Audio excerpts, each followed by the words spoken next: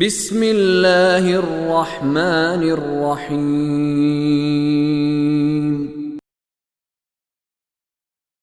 وَنُفِخَ فِي الصُّورِ فَصَعِقَ مَن فِي السَّمَاوَاتِ وَمَن فِي الْأَرْضِ إِلَّا مَن شَاءَ اللَّهُ ثُمَّ نُفِخَ فِيهِ أُخْرَى فَإِذَا هُمْ قِيَامٌ يَنظُرُونَ وَأَشْرَقَتِ الْأَرْضُ بِنُورِ رَبِّهَا وَوُضِعَ الْكِتَابُ وَجِيءَ بِالنَّبِيِّينَ وَالشُّهَدَاءِ وَقُضِيَ بَيْنَهُم بِالْحَقِّ وَهُمْ لَا يُظْلَمُونَ وَوُفِّيَتْ كُلُّ نَفْسٍ مَّا عَمِلَتْ وَهُوَ أَعْلَمُ بِمَا يَفْعَلُونَ۔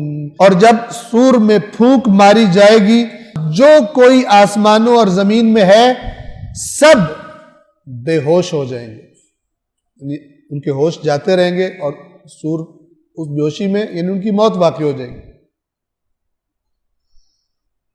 سوائے اس کے کہ جس کے بارے میں اللہ چاہے۔ اس کے بارے میں روایات ہیں، بعض فرشتے روایات میں آتا ہے کہ وہ اللہ کے حکم سے سور کے بعد بھی زندہ رہیں گے، اور بعض روایات میں یہ آتا ہے کہ اللہ تعالیٰ کے برگزیدہ بندے، بعض انبیاء، یہ آتا ہے کہ اہل بیت اطہار، یہ جب سور میں پھونک مارا جائے گا تو اس وقت بھی مثلا ان پر وہ موت کی حالت طاری نہیں ہوگی۔ خداوند عالم بہتر جانتا ہے۔ الا من شاء اللہ، سب کے سب اس دنیا میں جو ہے سب کے سب مر جائیں گے، ان کی ہوش و آواز جاتے رہیں گے سوائے اس کے جس کا اللہ چاہے۔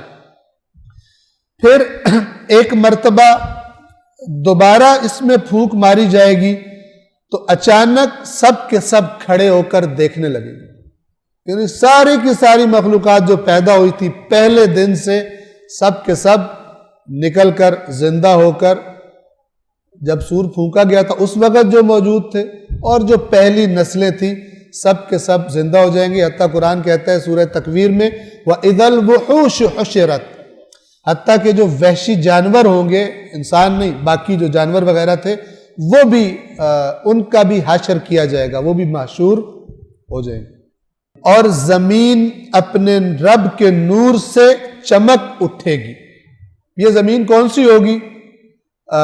اللہ تعالیٰ فرماتا ہے قرآن میں کہ ہم اس زمین کو بدل کر ایک اور زمین بنا دیں، تو وہ زمین اپنے رب، چونکہ سورج، چاند، ستارے، یہ جتنے پلینٹس ہیں اور جتنے سٹارز وغیرہ ہیں یہ سب کے سب یہ ساری بساط خدا لپیٹ دے گا۔ اذا الشمس کورت واذا النجوم انکدرت، جب سورج جو ہے وہ سیاہ پڑ جائے گا، لپیٹ دیا جائے گا، اور جب تارے بھی ان کی روشنی جاتی رہے گی، تو وَأَشْرَقَتِ الْأَرْضُ بِنُورِ رَبِّهَا، اپنے رب کے نور سے زمین چمک اٹھے گی۔ اب وہ رب کا نور کیسا ہوگا؟ آیا یہ لائٹ آپ کو معلوم ہے اس آنکھ کو چاہیے ہوتی ہے، یہ لائٹ اگر آپ اپنے دماغ میں آپ تصویر بنائیں کسی چیز کی، اس کو دیکھنے کے لیے آپ کو یہ لائٹ نہیں چاہیے۔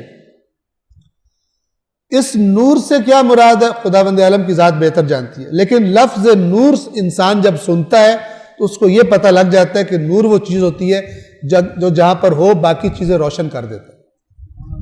تو اس نور سے یہ مراد ہے کہ وہ چیزیں کہ جو انسان کو نہیں پتہ تھی اس دنیا میں، اس کی نگاہوں سے چھپی ہوئی تھی، جرم چھپے ہوئے تھے، گناہ چھپے ہوئے تھے، ہر چیز قیامت کے دن واضح ہو کر سامنے آ جائے گی، کوئی چیز ڈھکی چھپی نہیں رہے گی۔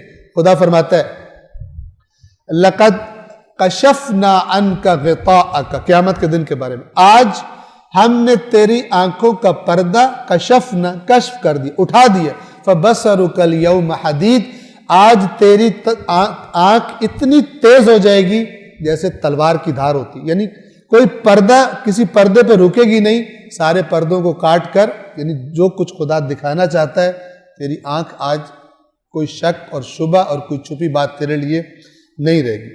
اور زمین اپنے رب کے نور سے چمک اٹھے گی اور کتاب رکھ دی جائے گی، یعنی کتاب سامنے لائی جائے گی۔ کون سی کتاب؟ جس میں اللہ فرماتا ہے کہ ہم نے تمام اعمال لکھے ہوئے، وہ کتاب لائی جائے گی۔ اب آیا وہ کتاب کی شکل میں، یاد رکھیے کتاب عربی زبان میں کہتے ہیں مکتوب کو، ریٹن کو، اور ریٹن بھی جیسے آپ پرانے زمانے میں پین کو رائٹنگ کہتے تھے، پھر آپ نے سی ڈی کو رائٹنگ کہنا شروع کیا، پھر اب پتہ نہیں آگے چل کے کس کس چیز کو رائٹنگ کہیں گے، خدا بند عالم بہتر جانتا ہے کہ اس کی کیفیت کیا ہوگی. لیکن وہ جو جس کو کتاب کہا جا رہا ہے، لوح محفوظ کبھی کہا گیا اس کو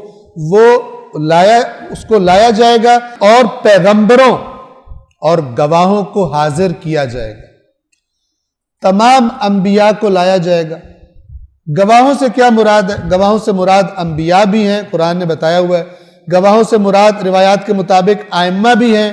گواہوں سے مراد ہوا بھی ہے. گواہوں سے مراد یہ زمین بھی ہے. گواہوں سے مراد میرے اور آپ کے ہاتھ اور پیر بھی ہیں جو قرآن نے بتایا ہے. اور گواہوں سے مراد انسان کی جلد بھی ہے، اور وہ کچھ بھی ہے کہ جس کا اللہ نے شاید ہمیں نہیں بتایا.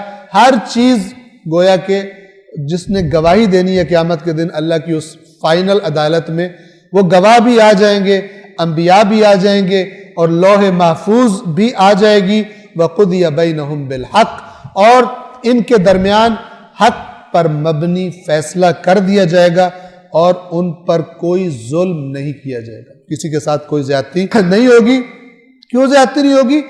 اور ہر شخص نے جو عمل کیا ہے اسے اس کا پورا بدلہ دیا جائے گا، اور وہ یعنی اللہ ان کے اعمال سے اچھی طرح واقف ہے. وہ بہترین فیصلہ کرنے والا اور بدلہ دینے والا وہ کر دے گا. صدق اللہ العلی العظیم.